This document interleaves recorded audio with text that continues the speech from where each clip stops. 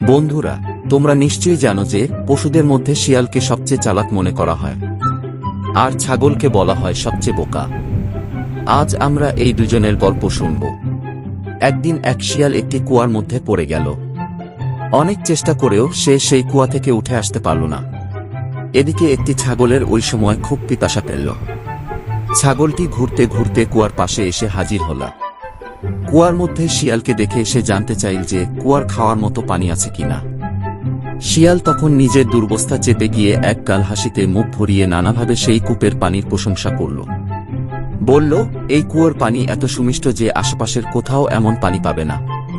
তুমি নিচে নেমে সে প্রাণ ভরে পানি খাও, কেউ তোমাকে কিছু বলবে না।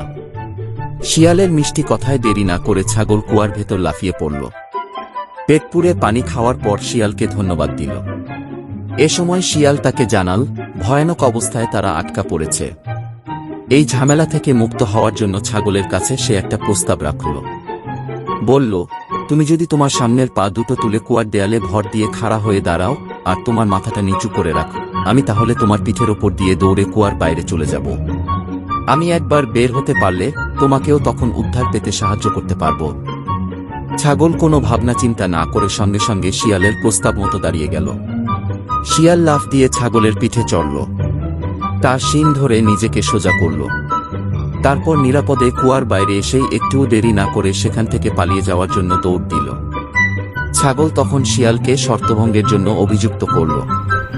শিয়াল ঘুরে দাঁড়িয়ে চিৎকার করে বলল, ওরে বুদ্ধু, তোর শরীরে যত চুল, তোর মাথায় যদি সেই পরিমাণ বুদ্ধি থাকতো তাহলে ওপরে ওঠার পথ ঠিক না করে তুই নিচে ঝাঁপিয়ে পড়তি না।